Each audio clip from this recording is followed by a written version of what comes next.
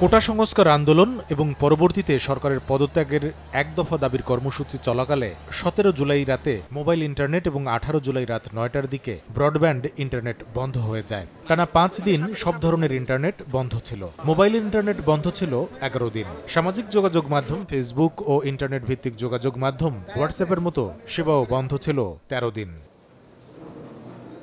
অন্তর্বর্তীকালীন সরকারের তথ্য প্রযুক্তি উপদেষ্টা হিসেবে দায়িত্ব নেয়ার পর প্রথম কার্যদিবসেই ইন্টারনেট সেবা বন্ধের সঙ্গে জড়িতদের খুঁজে বের করতে ২৪ ঘণ্টার আলটিমেটাম দেন নাহিদ ইসলাম।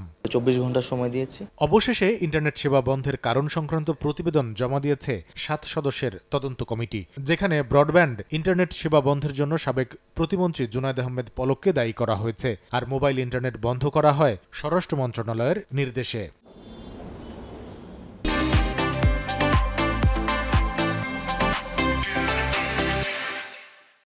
প্রাথমিক তদন্তে আন্দোলন চলাকালে ডাটা সেন্টারে আগুন লাগার কারণে ইন্টারনেট সেবা বন্ধের যে যুক্তি দেওয়া হয়েছিল তা সঠিক নয় বলে উঠে আসে। ইন্টারনেট বন্ধের সাথে ডাটা সেন্টারে আগুনে ক্ষতিগ্রস্ত হওয়ার বিষয়টি সম্পৃক্ত করে প্রচারণার মাধ্যমে সাবেক প্রতিমন্ত্রী জুনায়েদ আহমেদ পলক জাতির সাথে মিথ্যাচার ও প্রতারণা করেছেন বলে উল্লেখ করা হয়।